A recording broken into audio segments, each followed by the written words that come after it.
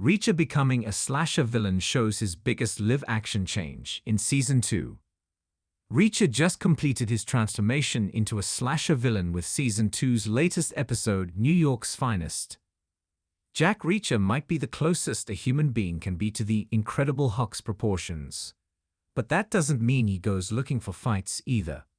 On the contrary, Reacher avoids fights or gun battles as much as possible, and when he gets involved in one, he's looking to end them quickly.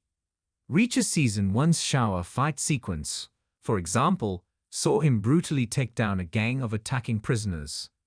But this was a battle of pure survival. Most of his actions in the first season are in self-defense, and it's really only when he lays an ambush for Dawson Kleiner, Age Simmons, and his men that he turns full-on savage. Reacher is a character largely driven by logic, but even he's not immune to getting pushed too far or seeking revenge. Reacher's Season 2 adapts Bad Luck and Trouble, where Alan Ritchson's titular character investigates the brutal murder of an old friend. To do so, he also reunites with his team from the 110th Special Investigators Unit. Reacher may have shot or beaten up some goons by the midway point of the first season. But again, this was largely in self-defense. The second season has made him more brutal, including Reacher drowning a hitman in wet cement or using a pipe bomb to break up an ambush. Season 2 outing, New York's Finest, turned him into a full-on slasher too, when he lures New Age's Langston, Robert Patrick, and his henchmen into a trap and starts taking them out one at a time.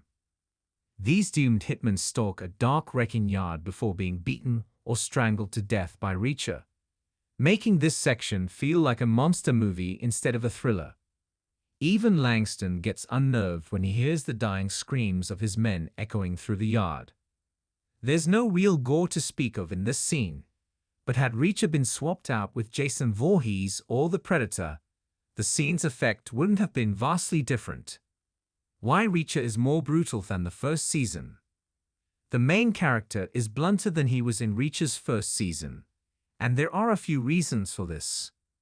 New Age has murdered 3 of his closest friends after torturing them first, so Reacher has little reason to be merciful with them. There's also the fact that he spent nearly 3 years wandering America, with little in the way of human contact.